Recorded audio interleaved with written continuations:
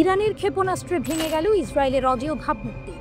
রাতের আকাশে হঠাৎই আগুনের ফুলকি, এক মুহূর্তে নিস্তব্ধতা ভেঙে গর্জে উঠল বিস্ফোরণের শব্দ।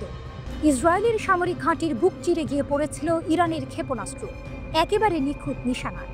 মুহূর্তেই চূর্ণ হলেও ইসরায়েলের অহংকার, ভেঙে পড়েছিল তাদের বহুল প্রচারিত আকাশ প্রতিরক্ষা ব্যবস্থা।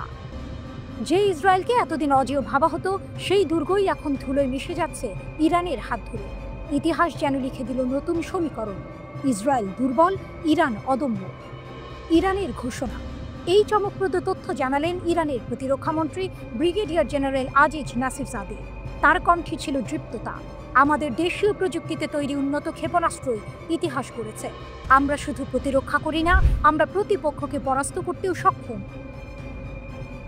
ইরানের সংসদ ও প্রতিরক্ষা কর্মকর্তাদের উপস্থিতিতে এক বৈঠকে তিনি আরও স্পষ্ট করেন, এই যুদ্ধ প্রমাণ করে দিয়েছে ইসরায়েল মোটেও অজেয় নয়, বরং আঞ্চলিক সমীকরণের মূল চালিকা শক্তি হয়ে উঠছে ইরানের আধুনিক ক্ষেপণাস্ত্র প্রযুক্তি। ইসরায়েল ভেবেছিল পশ্চিমা সহায়তায় তাদের প্রতিরক্ষা ব্যবস্থা অটল, কিন্তু বাস্তবতা অন্য কিছু বলছে। ইরানের হামলায় কার্যত ভেঙে পড়েছে সেই সব প্রতিরক্ষা বুদ্ধ। যুক্তরাষ্ট্র, ইউরোপ সব মিলিয়েও তারা রক্ষা করতে পারেনি ইসরায়েলের আকাশ। অর্থাৎ কথিত অবৈধ ইসরায়েল আসলে এক দুর্বল বাস্তবতায় দাঁড়িয়ে আছে। 13ই জুন ইসরায়েল আক্রমণ চালায় ইরানের উপর। মাত্র 12 দিনের আগ্রাসনে প্রাণ হারায় 1000-এরও বেশি মানুষ। এর কিছুদিন পর 22 জুন যুক্তরাষ্ট্র সরাসরি যুদ্ধে নেমে ইরানের 3টি পারমাণবিক স্থাপনায় বোমা বর্ষণ করে। কিন্তু পাল্টা জবাবে খেলা ঘুরে যায়। ইরান এমন শক্তি প্রদর্শন করে যা হতবাক করে তোলে ইসরায়েল ও যুক্তরাষ্ট্রকে। অবশেষে তারাই বাধ্য হয় যুদ্ধবিরতির আহ্বান জানাতে। ইরানের শক্তি। আজকের ইরান আর আগের মতো নয়। দেশীয় প্রযুক্তি, আধুনিক ক্ষেপণাস্ত্র আর দৃঢ় প্রকল্পে তারা গড়ে তুলেছে নতুন বাস্তবতা। ইরানের সংসদ সদস্যরা সশস্ত্র বাহিনীর সাফল্যের ভূয়সী প্রশংসা করেছেন। তারা প্রতিশ্রুতি দিয়েছেন সামরিক প্রযুক্তির প্রতিটি অগ্রগতিতে থাকবে অব্যাহত সমর্থন। ইরান তাই কেবল প্রতিরক্ষায় সীমাবদ্ধ নয়, তাদের ক্ষেপণাস্ত্র এখন প্রতিপক্ষের অহংকার ভেঙে দেওয়ার হাতিয়ার। ধ্বংসস্তূপের ভেতর দাঁড়িয়ে আছে এক নতুন বার্তা, ইসরায়েল মোটেও অজেয় নয়। ইরানের প্রতিরক্ষামন্ত্রী স্পষ্ট করে দিয়েছেন, যদি আবারও সীমান্তে আগ্রাসন চালানো হয় তবে সেই জবাব আসবে আধুনিক ক্ষেপণাস্ত্র থেকে। এমন জবাব যা মুহূর্তেই ধুলোয় মিশিয়ে দিতে পারে প্রতিটি দুর্গ, প্রতিটি গর্ব। ইরানি সেনাবাহিনীর মুখপাত্র ব্রিগেডিয়ার জেনারেল আবুল ফজল শেখারচি বলেছেন, জাতীয় ঐক্য, ইসলামী বিপ্লবের নেতা আয়াতুল্লাহ সাইয়েদ আলী খামেনির প্রজ্ঞাপন নেতৃত্ব এবং সেনাবাহিনীর শক্তি ইসরায়েলি আগ্রাসনের বিরুদ্ধে 12 দিনের যুদ্ধে ইরানের বিজয়ের মূল উপাদান। তিনি আবারও স্মরণ করিয়ে দেন, আল্লাহর ওপর ভরসা, নেতার প্রজ্ঞাবান নেতৃত্ব, জনগণের সর্বাত্মক সমর্থন এবং সশস্ত্র বাহিনীর অক্লান্ত প্রচেষ্টা ছিল এই বিজয়ের প্রধান চালিকা শক্তি। সেনা মুখপাত্র আরও বলেন, ইরানের সশস্ত্র বাহিনী সর্বশক্তি দিয়ে দেশের জাতীয় সার্বভৌমত্ব ও ভৌগোলিক অখণ্ডতা রক্ষায় সর্বদা প্রস্তুত।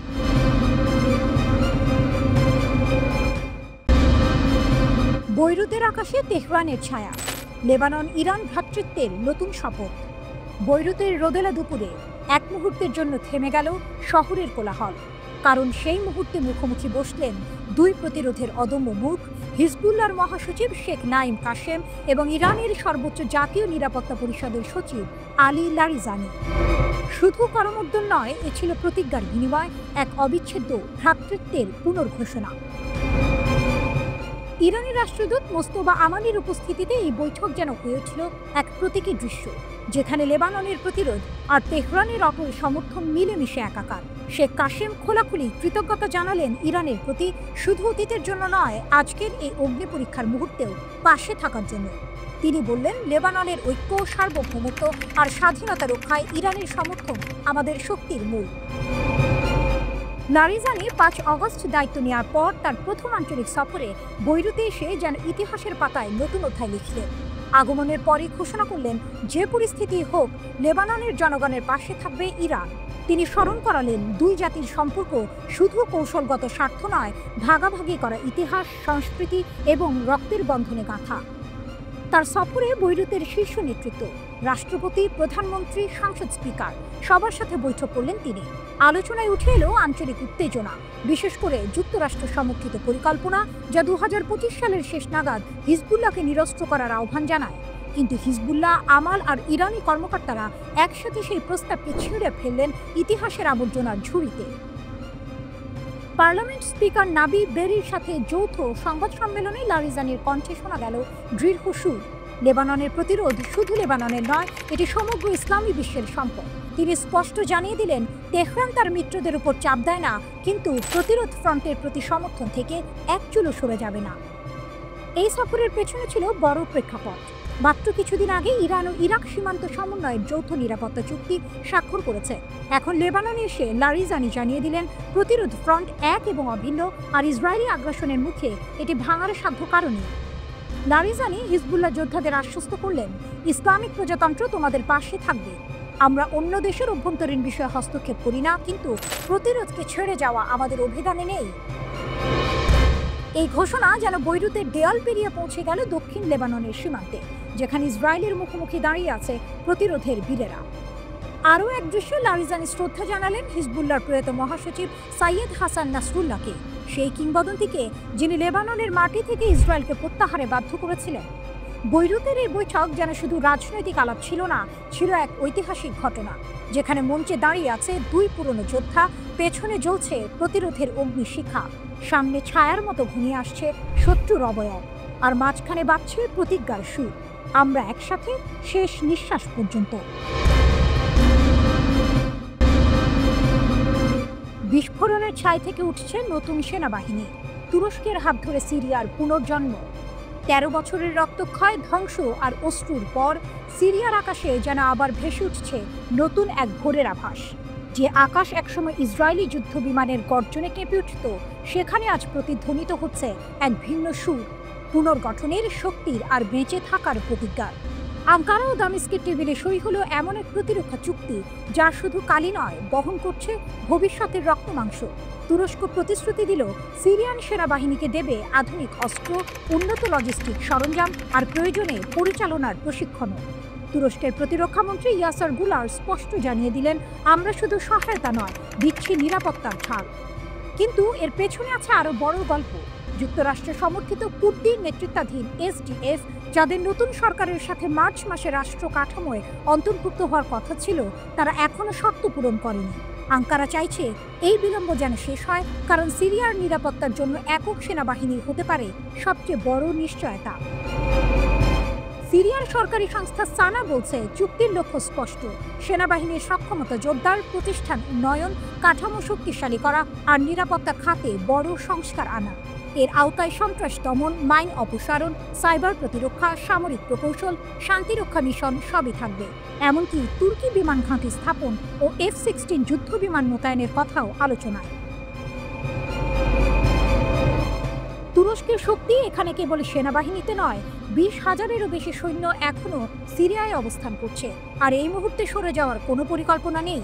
যুদ্ধের ধোঁয়া ম্লান হওয়ার আগেই দুই দেশের বাণিজ্য বেড়েছে চোখে পড়ার মতো। 2025 সালের জানুয়ারিতে সিরিয়ায় তুরস্কের রপ্তানি বেড়েছে 38%। নির্মাণ সামগ্রী, যন্ত্রপাতি, ধাতু, যা সিরিয়ার পুনর্গঠনের প্রাণ। জ্বালানি সহযোগিতায় আলেপ্পোতে নতুন গ্যাস পাইপলাইন, বিদ্যুৎ গ্রিড একীকরণ, এমনকি খনি ও ফসফেট খাতে বিনিয়োগও চলছে। কিন্তু কেন এই চুক্তি এত জরুরি? এর উত্তর লুকিয়ে আছে 2024 সালের ডিসেম্বরের এক ভয়াবহ অধ্যায়ে। মাত্র 48 ঘন্টায় ইসরায়েল চালিয়েছিল 350-এরও বেশি বিমান হামলা, গুঁড়িয়ে দেয় সিরিয়ার সামরিক অবকাঠামোর 70 থেকে 80%। আকাশ ছিঁড়ে নামা বোমা ধ্বংস করেছে যুদ্ধ বিমান, ক্ষেপণাস্ত্র ব্যবস্থা, নৌ ঘাঁটি, অস্ত্র কারখানা, রাডার টাওয়ার। বিস্ফোরণের তীব্রতা এতটাই ছিল যে ইসরায়েলি মিডিয়া নিজেরাই তুলনা করেছিল হিরোশিমার সাথে। দক্ষিণের জলসম্পদ দখল করে নিয়েছিল তারা। বিশেষজ্ঞরা বলছেন, সিরিয়ার সেনাবাহিনী পুনর্নির্মাণে লাগবে কয়েক বছর আর শত শত বিলিয়ন ডলার। তাই তুরস্কের সহায়তা শুধু সামরিক নয়, এটি জীবনদায়ী শিরায় রক্তপ্রবাহের মতো। এই চুক্তি যেন ধ্বংসস্তূপের ভেতর ফুটে ওঠা এক নতুন ফুল। তুরস্কের কাঁধে কাঁধ মিলিয়ে দাঁড়ানো সিরিয়া আজ প্রমাণ করতে চাইছে, আগুনে পুড়েও ফিনিক্সের মতো নতুন ডানা মেলে ওড়া যায়। আর আঙ্কারা এই পুনর্জন্মের আকাশে নিজের শক্তির সিলমোহর রেখে যাচ্ছে।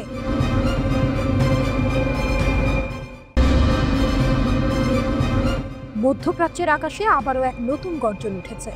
যুদ্ধ আর সংঘাতের আগুনে জর্জরিত ইরান আজ যেন আরও অদম্য, আরও অপ্রতিরোধ্য।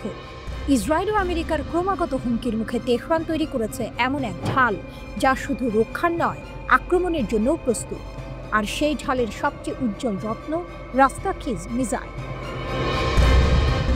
গত জুনে ইসরায়েলের সঙ্গে রক্তক্ষয়ী যুদ্ধে গোটা বিশ্ব দেখেছে ইরানি ক্ষেপণাস্ত্রের তাণ্ডব। সেই যুদ্ধে বহু ক্ষয়ক্ষতি হলেও অস্ত্র ভাণ্ডার অক্ষত রাখে ইরান। এবার তেহরান দেখালো তাদের নতুন ভয়ঙ্কর হাতিয়ার, দৈর্ঘ্যে 14 মিটার, ওজনে 27 টন।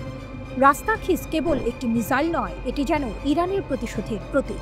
কিন্তু এর ভয়ঙ্করতম ক্ষমতা, পারমাণবিক আঘাত চালানোর সক্ষমতা তো আছেই, সঙ্গে আছে ইলেকট্রোম্যাগনেটিক পালস প্রযুক্তি। একবার সক্রিয় হলে 80 বর্গ কিলোমিটার জুড়ে বিদ্যুৎ কেন্দ্র, যোগাযোগ ব্যবস্থা, এমনকি বিমান প্রতিরক্ষা সবকিছু মুহূর্তে অচল। শত্রুপক্ষ কিছু বোঝার আগেই তাদের চোখের সামনে অন্ধকার নামে, আর ইরানের বজ্রাঘাত বুক বিদীর্ণ করে দেয়। তেহরানের এই উন্মোচন শুধুই সামরিক প্রদর্শনী নয়, বরং সরাসরি এক বার্তা, আমরা প্রস্তুত। আবার আসতে চাইলে আসো, কিন্তু ফলভোগের জন্য প্রস্তুত থাকো। ইসরায়েল জানে জুনের যুদ্ধের মতো অভিযান আবার চালাতে হলে ভরসা রাখতে হবে গোয়েন্দা তথ্যের উপর। কিন্তু ইরান এবার আরও কঠোর নজরদারি চালাচ্ছে। ভুল তথ্য, ফাঁদে ফেলার কৌশল আর অদৃশ্য প্রতিরক্ষা সবকিছুই এখন তেহরানের খেলায়।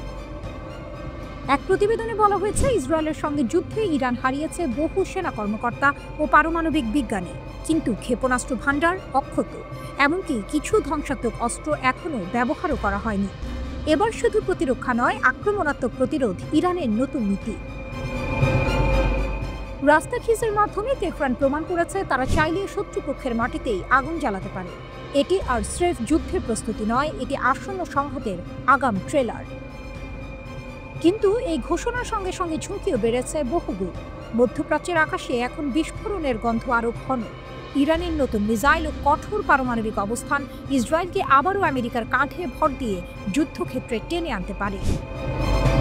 তবুও ইরান থামবে না, কারণ তাদের ইতিহাস শেখায় যে জাতি একবার মাথা নত করে সে জাতি চিরদিনের জন্য হারিয়ে যায়। আর ইরান, তারা মাথা নোয়াবে না। রাস্তাখিজ শুধু একটি অস্ত্র নয়, এটি এক অদম্য প্রতিজ্ঞা যা তেহরানের আকাশে ধ্বনিত হয়, আমরা অটল, আমরা অপ্রতিরোধ্য।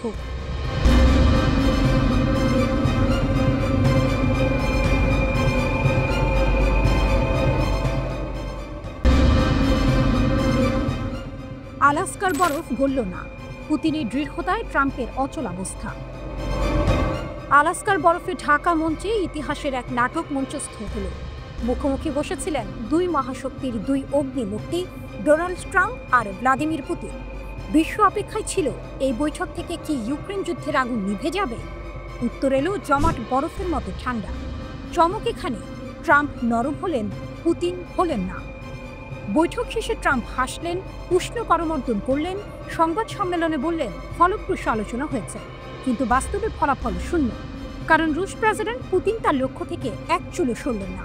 ইউক্রেনের মাটিতে রাশিয়ার যা চাওয়া তা না পেলে যুদ্ধ থামবে না, এই বার্তা সোজাসুজি দিয়ে দিলেন ক্রেমলিনের নেতা। ট্রাম্প ভেবেছিলেন কূটনৈতিক উষ্ণতায় বরফ গলানো যাবে। উষ্ণ অভ্যর্থনা, হাসি, কথার ঝলকানি সবই সাজানো ছিল। কিন্তু পুতিনের চোখের দৃষ্টি ছিল অন্যরকম। তিনি ট্রাম্পকে বুঝিয়ে দিলেন এ লড়াই নরম কূটনীতি নয়, এ লড়াই ক্ষমতার, ভূমির, ইতিহাসে। ফক্স নিউজের সাক্ষাৎকারে ট্রাম্প নিজেই স্বীকার করলেন, একটি বিষয়ে আমরা একমত হতে পারিনি। কিন্তু কি সেই বিষয়? উত্তর তিনি দেননি। উত্তর লুকিয়ে আছে ক্রেমলিনের দেয়ালে, ইউক্রেনের ভূমি। ট্রাম্প শান্তির কথা বললেন, কিন্তু শান্তি মানে ছিল ভূমি ছেড়ে দেয়া। জেলেনস্কিকে হাতছাড়া না করেই পুতিনকে সন্তুষ্ট করা যাবে না, এই সত্য ট্রাম্প জানেন, তবু উচ্চারণ করেননি। রাশিয়ার শক্তি, পুতিনের দৃঢ়তাই এখন রাশিয়ার প্রকৃত শক্তি। যুদ্ধক্ষেত্রে সেনা আর ক্ষেপণাস্ত্র যতটা ভয়ঙ্কর, কূটনীতিক টেবিলে তার নীরব দৃঢ়তা ততটাই শক্তিশালী। ট্রাম্প তাকে বললেন শক্তিশালী ব্যক্তি, কঠোর নেতা। এই স্বীকারোক্তি প্রমাণ করে দিল পুতিনের সামনে বিশ্বের সবচেয়ে প্রভাবশালী রাষ্ট্রপতিও এক মুহূর্তে অসহায় হয়ে পড়ে। ধাক্কা খেল ট্রাম্পের ভাবমূর্তি। আলাস্কার বৈঠক থেকে বের হয়ে আসা ছবিতে ট্রাম্প হাত নাড়লেন, হাসি দিলেন, কিন্তু ভেতরের গল্প অন্য। যুদ্ধবিরতি ঘোষণা হয়নি, বন্দি বিনিময়ের তালিকা বেরোলেও শান্তির চূড়ান্ত ঘোষণা আসেনি। ট্রাম্প বিশ্বকে জানালেন, আমরা খুব কাছাকাছি পৌঁছেছি। অথচ সত্য হলো পুতিন 1 ইঞ্চিও ছাড়েননি। নাটকীয় সমাপ্তি। সংবাদ সম্মেলনে সাংবাদিকদের প্রশ্ন নিলেন না দুই নেতা, রহস্য জমিয়ে রাখলেন। যেন দর্শক সারিতে বসা বিশ্ব অপেক্ষায় থাকে এই নাটকের পরের দৃশ্য কি হবে। ইউক্রেনের ভবিষ্যৎ এখন এক অদৃশ্য ভারসাম্যে ঝুলে আছে পুতিনের দৃঢ়তা আর জেলেনস্কির সিদ্ধান্তের মাঝখানে। পুতিন দেখালেন যুদ্ধ কেবল রণাঙ্গনের বন্দুকের আওয়াজে জয় করা যায় না, বরং দৃঢ়তা, অটলতা আর অস্বীকৃতি আসল অস্ত্র। আর এই অস্ত্রের সামনে ডোনাল্ড ট্রাম্পও এক মুহূর্তে ছোট হয়ে গেলেন। আলাস্কার বরফ জমে রইল। পুতিনের শক্তির কাছে ট্রাম্প গললেন, কিন্তু যুদ্ধের আগুন গলল না।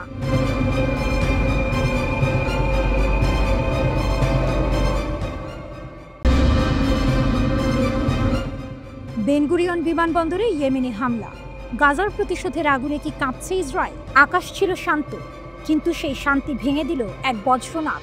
ইয়েমেনের দিক থেকে ছুটে এলো প্যালেস্টাইন 2 হাইপারসনিক ব্যালিস্টিক ক্ষেপণাস্ত্র। লক্ষ্য সরাসরি তেল আবিবের হৃৎপিণ্ড বেনগুরিয়ন আন্তর্জাতিক বিমানবন্দর। এক মুহূর্তে আকাশে আগুনের ফুলকি আর মাটিতে তীব্র বিস্ফোরণ। মিলিয়ন ইহুদিবাদী আতঙ্কে আশ্রয় কেন্দ্রে ছুটে গেল। বিমানবন্দরের কার্যক্রম স্থগিত, আকাশসীমা নিস্তব্ধ। ইয়েমেনি সশস্ত্র বাহিনী YAF এর মুখপাত্র ব্রিগেডিয়ার জেনারেল ইয়াহিয়া সারি গর্ব করে জানালেন, অভিযান সফল। এটি ফিলিস্তিনি জনগণের প্রতি আমাদের অটল সমর্থন এবং ইসরায়েলি গণহত্যা ও অবরোধের সরাসরি জবাব। সেই কণ্ঠে ছিল হুঙ্কার, এটা শেষ নয়, বরং শুরু মাত্র। গাজার প্রতিটি কান্না যেন প্রতিধ্বনিত হচ্ছে ইয়েমেনি ক্ষেপণাস্ত্রের ইঞ্জিনে। YAF স্পষ্ট জানিয়ে দিয়েছে, গাজা দখল শেষ না হওয়া পর্যন্ত, অবরোধ না ওঠা পর্যন্ত এই হামলা চলবে। আমরা প্রতিরোধের পাশে আছি শেষ নিঃশ্বাস পর্যন্ত, ঘোষণা এসেছে আনসারুল্লাহ নেতৃত্ব থেকে। এই আক্রমণ শুধুই একক ঘটনা নয়, বরং এক বিশাল ধারাবাহিকতার অংশ। 2023 সালের অক্টোবরে গাজায় যুদ্ধ শুরু হওয়ার পর থেকে ইয়েমেনি সশস্ত্র বাহিনী 520টির বেশি অভিযান চালিয়েছে। আকাশে প্যালেস্টাইন 2 ক্ষেপণাস্ত্র, ইয়াফা ড্রোন, সাগরে নৌ আক্রমণ আর ক্রুজ ক্ষেপণাস্ত্রের বৃষ্টি। শুধু 2025 সালের জুলাই মাসেই আনসারুল্লাহ নেতা আব্দুল মালিক আল হুতি ঘোষণা করেছেন এক সপ্তাহে 45টি অভিযান। অগাস্টেও চলছে এই আগুনের খেলা। হাইফা, আইলাক, নাকাব মরুভূমি, কোথাও রেহাই নেই। ইয়েমেনের যুদ্ধ এখন কেবল সামরিক নয়, অর্থনৈতিকও। লোহিত সাগরে নৌ অবরোধের 4র্থ পর্যায়ে চলছে। ইসরায়েলি বন্দর ইলাত এখন প্রায় মৃত্যু। 2023 সালে যেখানে 134টি জাহাজ নোঙর করত, 2025 সালের প্রথম 5 মাসে তা নেমে এসেছে মাত্র 6টিতে। জুলাইয়ে বন্দর পুরোপুরি বন্ধ। এই অর্থনৈতিক চাপ ক্ষেপণাস্ত্রের বজ্রাঘাতের সাথে মিলে তৈরি করেছে একদম বন্ধ করা অবস্থা। বেনগুরিয়ন বিমানবন্দর একাধিকবার আঘাতের শিকার হয়েছে।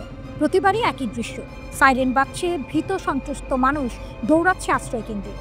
প্রতিবারই একই দৃশ্য, সাইরেন বাজছে, ভীত সন্ত্রস্ত মানুষ দৌড়াচ্ছে আশ্রয় কেন্দ্রে। ফ্লাইট স্থগিত, আন্তর্জাতিক যাতায়াত বিঘ্নিত। 2025 সালের মে মাসে সরাসরি হামলার পর বিমান চলাচল 13% কমে গেছে। এখানে একটি বড় মোড়। ইয়েমেন একা নয়, ছায়ার আড়াল থেকে হিজবুল্লাহ একই শত্রুর বিরুদ্ধে যুদ্ধের প্রস্তুতি বাড়াচ্ছে। দক্ষিণ লেবাননের সীমান্তে তাদের রকেট নিক্ষেপ প্রস্তুতি, ড্রোন অভিযান আর গোপন অপারেশন আজ ইসরায়েলের দুঃস্বপ্ন। হিজবুল্লাহ ও ইয়েমেন, এই দুই প্রতিরোধ শক্তি যেন ভিন্ন ময়দানে দাঁড়িয়েও একই সুরে গাইছে। আজ ইসরায়েলের আকাশে শুধু ক্ষেপণাস্ত্রের আতঙ্ক নয়, ছায়ার মতো ঘনিয়ে আসছে প্রতিরোধ ফ্রন্টের মিলিত শক্তি। গাজার আর্তনাদ, বৈরুতের শপথ আর সানার বজ্র সব মিলে যেন লিখে দিচ্ছে এক নতুন সমীকরণ। আর সেই সমীকরণের শেষ লাইনটা খুব স্পষ্ট, আমরা আসছি অবরোধ ভাঙতে, আর বিজয় ছাড়া ফিরব না।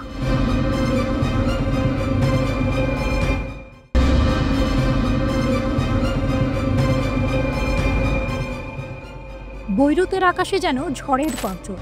হিজবুল্লাহর মহাসচিব শেখ নাইম কাসেম ঘোষণা করলেন, প্রতিরোধ অস্ত্র ফেলে দেবে না যতদিন দখলদারিত্ব থাকবে। 5 আগস্টের পর থেকে লেবাননের রাজনীতিতে আগুন জ্বলছে।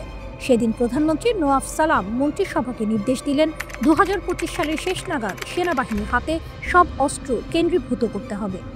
সরকার বলছে এটি কেবল রাষ্ট্রের নিয়ন্ত্রণ শক্তিশালী করার পরিকল্পনা, কিন্তু কাশেমের চোখে এ এক মার্কিন ইসরায়েলি ষড়যন্ত্র, যা লেবাননের মাটিকে দুর্বল করে দেবে শত্রুর কামানের সামনে। তিনি বালবেকের মঞ্চ থেকে ছুড়ে দিলেন তীরের মতো বাক্য, আপনারা যদি অসহায় হন, আমাদের লাগবে না আপনাদের সাহায্য, আমরা নিজেরাই শত্রুর মুখোমুখি হব। তার কণ্ঠে ছিল কারবালার প্রতিধ্বনি। যেমন ইমাম হুসেন ইয়াজিদের সেনাবাহিনীর বিরুদ্ধে দাঁড়িয়েছিলেন, তেমনই হিজবুল্লাহ দাঁড়াবে আধুনিক যুগের ইয়াজিদ, আমেরিকা ও ইসরায়েলের বিরুদ্ধে। কাশেম সতর্ক করলেন, সরকারের এই সিদ্ধান্ত মানে প্রতিরোধ যোদ্ধাদের হত্যা সহজ করে দেয়া, তাদের পরিবারকে গৃহহীন করে তোলা, লেবাননকে ধীরে ধীরে গৃহযুদ্ধের দিকে ঠেলে দেয়া। দেশকে ইসরায়েলি আগ্রাসনের হাতে বা আমেরিকার লোভের মুখে তুলে দিও না। তার গর্জন যেন ছড়িয়ে পড়ল পাহাড় থেকে উপকূল পর্যন্ত। 2006 সালের জুলাই যুদ্ধের স্মৃতি ফিরে এলো তার কথায়। যেদিন হিজবুল্লাহ ইসরায়েলি সেনাদের হটিয়ে দিয়েছিল, তাদের যুদ্ধযন্ত্র থামিয়ে দিয়েছিল এবং 17 বছর ধরে তাদের নতুন আগ্রাসনের সাহস কেড়ে নিয়েছিল। ওই বিজয় আমাদের দেখিয়েছে ইচ্ছা শক্তি বন্দুকের চেয়েও শক্তিশালী। শেখ কাশেম সেনাবাহিনীর শহীদদের প্রতি শ্রদ্ধা জানালেন, কিন্তু সতর্ক করলেন, সেনাবাহিনীকে অভ্যন্তরীণ সংঘাতে টেনে আনো না, তাদের সম্মান রক্ষা করো। এ দৃশ্য যেন সিনেমার শেষ দৃশ্যের আগে জমে ওঠে উত্তেজনা। বাইরে ইসরায়েলি ড্রোনের গুঞ্জন, ভেতরে লেবাননের রাজনৈতিক দোলাচল। কাশেমের কণ্ঠ যেন ঢাকের মতো বাজল, যদি সংঘাত চাপিয়ে দেওয়া হয় আমরা প্রস্তুত, কারবালার মতো লড়ব, জয় আমাদের হবেই। তিনি ফিলিস্তিনের কথা ভুললেন না। ফিলিস্তিন আমাদের দিশারি, গণহত্যা তাদের থামাতে পারবে না। যারা মাটি, রক্ত ও স্বপ্নের মালিক, তাদের বিজয় অনিবার্য। শেষে বৈরুতের বাতাসে প্রতিধ্বনিত হলো তার ঘোষণা, প্রতিরোধের বৈধতা আমরা নিয়েছি শহীদদের রক্ত থেকে, আপনাদের অনুমতি থেকে নয়। লেবানন যেন এক দ্বিধার মোড়ে দাঁড়িয়ে, এক পথে রাষ্ট্রের আদেশ, অন্য পথে প্রতিরোধের শপথ। কোন পথে যাবে জাতি? এই প্রশ্নের উত্তর মিশে আছে হিজবুল্লাহর দৃঢ় কণ্ঠে, অস্ত্র নামবে না, মাথাও নত হবে না। নাইম কাশেম ইরানের অব্যাহত সমর্থনের জন্য কৃতজ্ঞতা প্রকাশ করে বলেন, আমরা ইসলামী প্রজাতন্ত্র ইরানের প্রতি কৃতজ্ঞতা প্রকাশ করি, যারা আমাদের অর্থ, অস্ত্র, রাজনৈতিক অবস্থান এবং শহীদদের সাহায্য করেছে। শেখ কাশেম লেবানন এবং ইরানের মধ্যে ভ্রাতৃত্বপূর্ণ সম্পর্ককে এই অঞ্চলে অধ্যবসায় এবং প্রতিরোধের অক্ষ হিসাবে বর্ণনা করেছেন। শেষ পর্যন্ত তিনি স্পষ্ট করে বলেছেন, লেবানন টিকে থাকবে যদি আমরা একত্রিত থাকি, না হলে সব হারাবে, সবই আপনার দায়িত্ব হবে।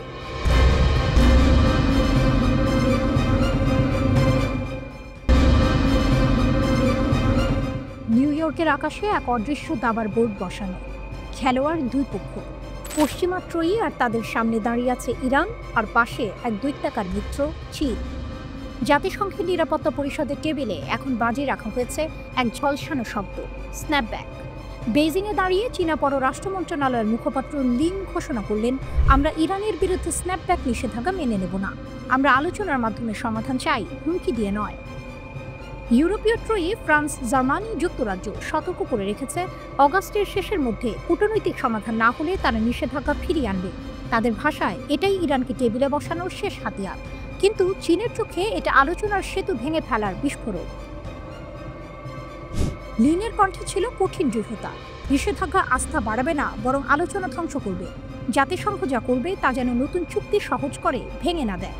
তার প্রতিশ্রুতি স্পষ্ট, চীন শান্তি রক্ষায় গঠনমূলক ভূমিকা নেবে এবং ইরানের পারমাণবিক প্রশ্ন ফের আলোচনার পথে আনতে লড়বে। এদিকে তেহরানেও এক অন্য দৃশ্য। ইরানের পররাষ্ট্রমন্ত্রী আব্বাস আরাকচি সরাসরি বললেন, আমরা চীন ও রাশিয়ার সঙ্গে একসাথে কাজ করছি এই ষড়যন্ত্র থামাতে। যদি থামানো না যায়, আমাদের প্রতিক্রিয়ার জন্য সরঞ্জাম প্রস্তুত। তার চোখে চ্যালেঞ্জের আগুন, যে আগুন 2015 সালের পারমাণবিক চুক্তি JCPOA এর মূল চেতনার কথা মনে করিয়ে দেয়। সেই চুক্তিতে লুকিয়ে আছে স্ন্যাপব্যাক ধারা, যা কার্যকর হলে এক নিমিষে ফিরিয়ে আনা যাবে আগের সব নিষেধাজ্ঞা। পশ্চিমা শক্তি এখন সেই ধারাকেই অস্ত্র বানাতে চাইছে। কিন্তু ইরান বলছে, ব্রিটেন, ফ্রান্স, জার্মানি আর বৈধ অংশগ্রহণকারী নয়, চীন ও রাশিয়াও এই দাবি সমর্থন করছে, কারণ তারাও জানে যদি আজ ইরান নত হয়, কাল তাদের উপরই নামতে পারে একই ছুরি। জাতিসংঘের বৈঠকের ঘরে এই দ্বন্দ্ব যেন ধীর গতির এক থ্রিলার। এক পাশে পশ্চিমের চাপ, অন্য পাশে ইরান চীনের ঐক্য। রাশিয়া প্রস্তুত, ভেটো হাতে তাদের অবস্থান অটল। লিন স্পষ্ট করে দিলেন, বেইজিং শুধু দর্শক নয়, খেলোয়াড়ও। তাদের লক্ষ্য পারমাণবিক অস্ত্র বিস্তার রোধ করা, কিন্তু তার নামে কোনো দেশের সার্বভৌমত্বে আঘাত নয়। আর ইরানের জন্য এই সমর্থন কেবল কূটনৈতিক ঢাল নয়, এটি এক প্রমাণ যে বিশ্ব এখন আর এক মেরু নয়। দাবার বোর্ডে চাল গোনা শুরু হয়েছে। অগাস্টের শেষ সীমা যত কাছে আসছে, তত বাড়ছে চাপ। পশ্চিমা ত্রয়ী মনে করছে তারা শেষ চেক দেবে, কিন্তু ইরান ও চীনের চোখে এখনো পুরো খেলা বাকি। আর শেষ চাল, সেটা হয়তো ভেটোতেই আটকে যাবে, বেইজিং আর মস্কোর হাতে। জাতিসংঘের করিডোরে হাঁটছে এক প্রশ্ন, এ লড়াই কি নিষেধাজ্ঞার নাকি ভবিষ্যতের বিশ্ব ভারসাম্যের? ইরান ও চীন যেন একসাথে উত্তর দিচ্ছে, আমরা পিছাবো না।